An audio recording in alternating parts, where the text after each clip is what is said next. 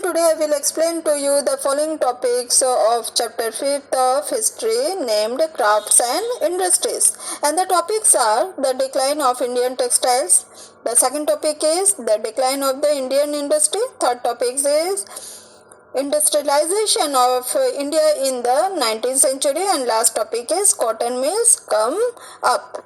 Okay, let's start our first topic, the decline of Indian textiles. The growth of cotton industries in Britain affected the textile producers in India in different ways. British textiles were now in direct competition with Indian textile in the European and American market. और England लोग क्या किए, अपने जो import duty जो है वो काफ़ी बढ़ा दिए, जिसके कारण इंडिया के से जो टेक्सटाइल जो पूरे वर्ल्ड में फेमस था, अब जो है इंग्लैंड में जाने के लिए उनको काफ़ी हैवी पोर्ट ड्यूटी देना पड़ता था. Thus the British cotton textile drove out the Indian textile from their traditional markets in Africa, America, Europe by the beginning of the 19th century.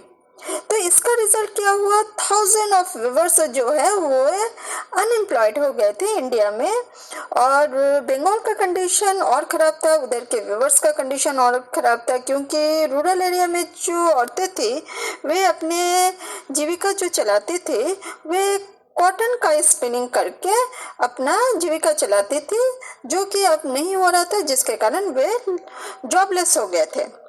Looking for an alternate source of income, many weavers became agricultural laborers, while some migrated to city to find work. कुछ लोग जो है Africa और south Africa के लिए left हुए, why to work in plantation. Some of the weavers also found job in the new cotton mills, और वे कहाँ पर स्टैब्लिश किए थे, in Bombay, Ahmedabad, Sholapur, Nagpur and Kanpur. By whom? By the Britishers. However, handloom weaving did not completely stop in India. Why? क्योंकि इधर जो embroidery हाथ से होती थी वो मशीन से पॉसिबल नहीं था, and these designs had a good market in rich as well as in middle class. Later, during the national movement, Mahatma Gandhi played his part by urging people to boycott British cloth and use handspun and handwoven khadi as a symbol of nationalism. उसके बाद जो है चरखा जो है उसका use होना काफी चालू हो गया, and it was used on the try colour flag of the Indian national Congress which was adopted in 1931. आप लोग अभी जो हमारा फ्लैग देख रहे हो बिफोर इंडिपेंडेंट, ये काफ़ी अलग था. In the try colour map हमारे जो फ्लैग है उसमें जो ट्राई कलर जो फ्लैग है उसमें एज ए सिंबल ये चरखा को भी रखा गया था. Okay, next topic is the decline of the Indian industry. When the British established themselves in India, it led to the slow but steady decline of the Indian industry, resulting in the loss of a large chunk of the market for Indian artisans. So, what are the main reasons? The main reasons are as follows. First is impact of the Industrial Revolution. The industrial revolution led to machine goods being produced on a large scale at a fraction of the cost. तो जहाँ industry होगा उसमें बहुत सारे चीज़ें जो है एक समय में कम लेबर के थ्रू प्रोड्यूस किए जाने लगा. एंड उसका और एक प्लस पॉइंट क्या था, उसमें प्लस पॉइंट था कि fine quality goods were produced by this industries. So Indian handicrafts could not compete and hence the industry collapsed. Second point is loss of royal patronage. Many of the best products of the artisans were made for the local aristocracy. as the British took over the country. जो इसका असर क्या हुआ, Indian जो princess, landlords and monarch जो थे वे उनको जो अधिकार था वो अधिकार हट गया, और जो आर्टिजन्स जो है उनको जो ये रॉयल पैट्रोनेज मिलता था उनको एक अलग से उनको राजा महाराजा से उनको बेनिफिट मिलती थी, तो वो जो है अब नहीं हो रहा था. Why? Because the British took over the country. Third point is loss of external markets. Earlier, Indian textiles had enjoyed a near complete domination of the world market when the local industry complained to the government of the day. So strict laws were passed by the British government and popular fabrics such as muslin and chintz were edged out of the British textile industries. तो इसमें क्या है, जो हमारे जो आपको बता चुकी हूँ कि हमारे जो इंडियन टेक्सटाइल्स जो थे उनका वो काफ़ी वर्ल्ड में काफ़ी फेमस था, तो इसके कारण जो है वर्ल्ड में इसका डिमांड काफ़ी हो रहा था.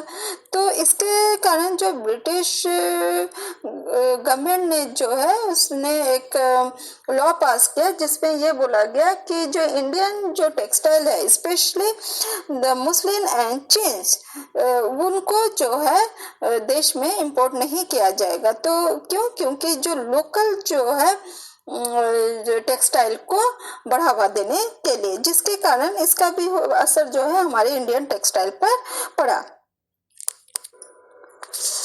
Cursive tactics of the British. The agents of the company forced Indian farmers to cultivate cotton and sell it to them at cheap rates.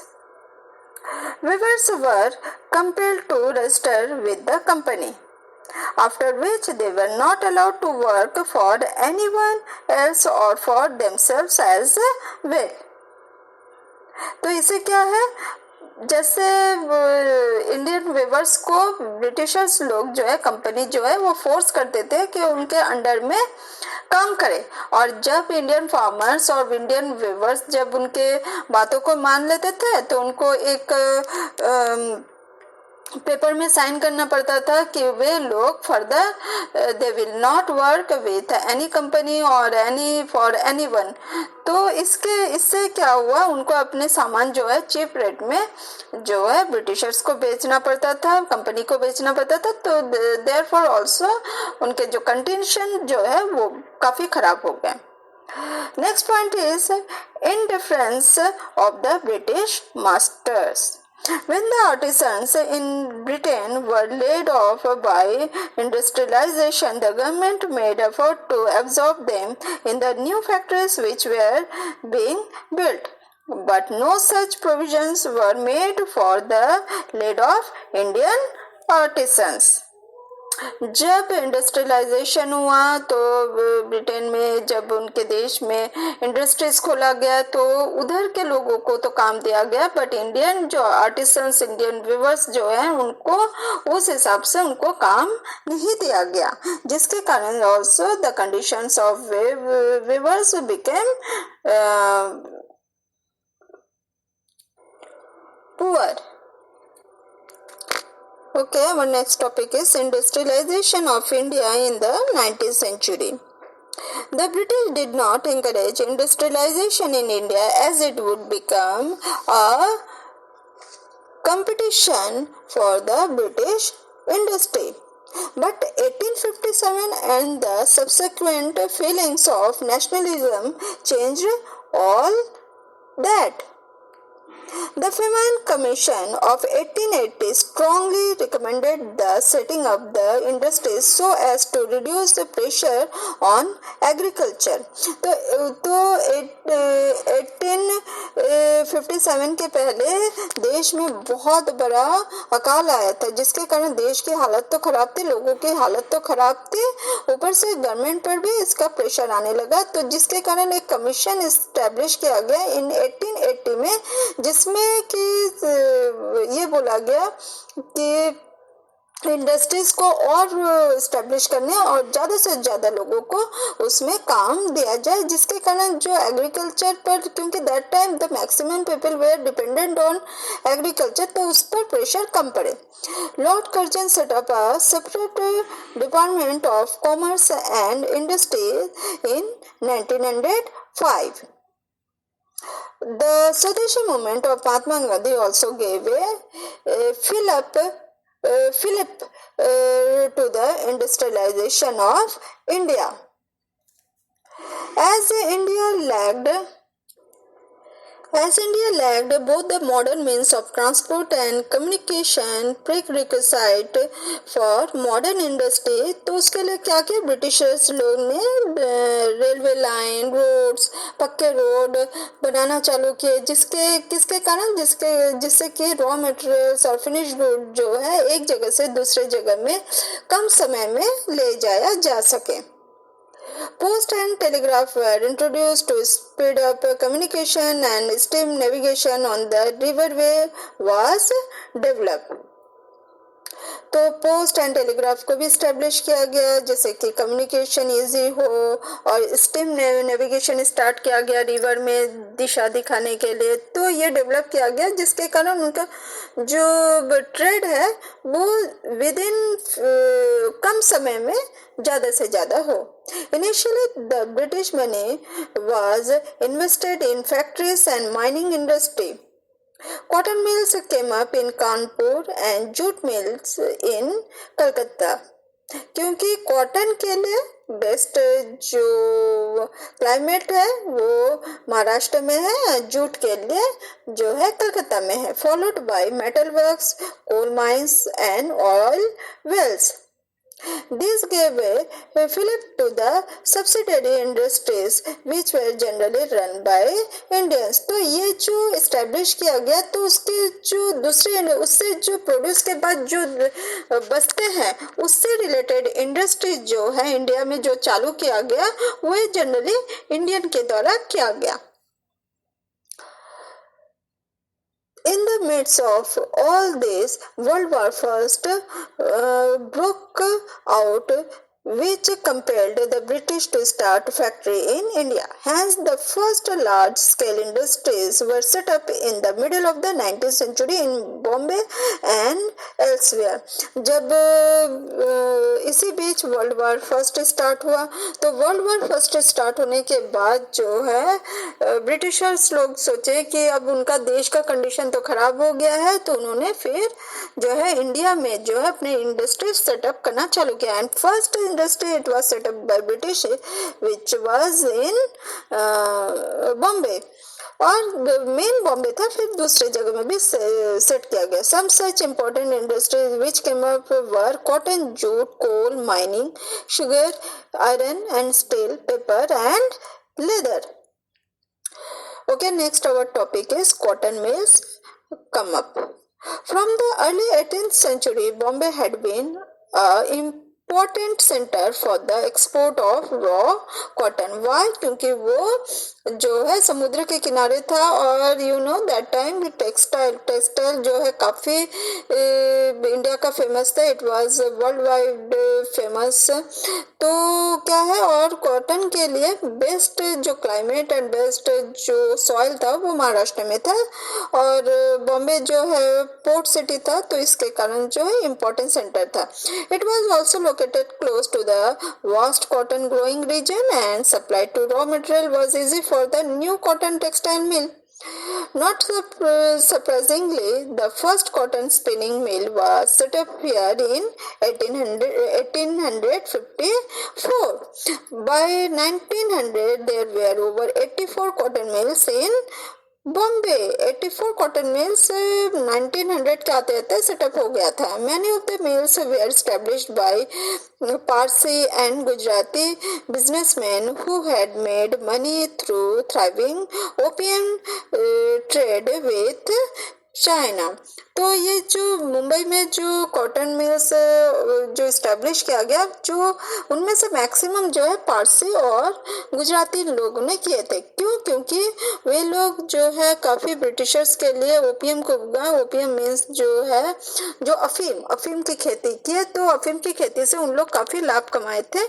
तो उस पैसे से उन्होंने ये कॉटन मिल इस्टेब्लिश किए थे। Cotton textile mills came up in other cities too, like Ahmedabad and Kanpur, generating the demand for labor. देखिए, Gujarati and Parsi लोग, पारसी भी जो है आए थे उन लोग।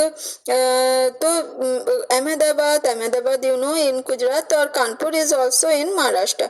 तो इधर जो है लेबर भी इजीली था, और सामान का एक्सपोर्ट करना भी इजी था। तो फिर अहमदाबाद और कानपुर में ये कॉटन मिल को इस्टेब्लिश किया गया।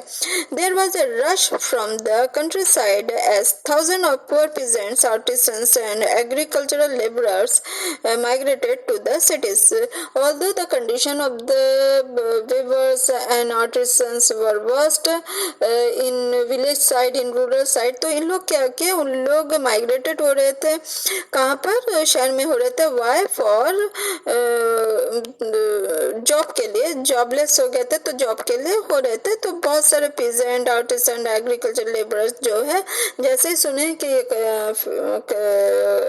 जो है फैक्ट्री स्टैब्लिश किया जा रहा है, मिल्स स्टैब्लिश किया जा रहा है, तो उन लोग काम के लिए आना चालू कर दिए। The textiles industry of India faced many problems in the early years of its existence. Competing with cheap textiles from Britain was difficult. तो ब्रिटेन का जो टेक्सटाइल था वो काफ़ी चिप था। Why not? होगा ही, क्यों होगा बताइए?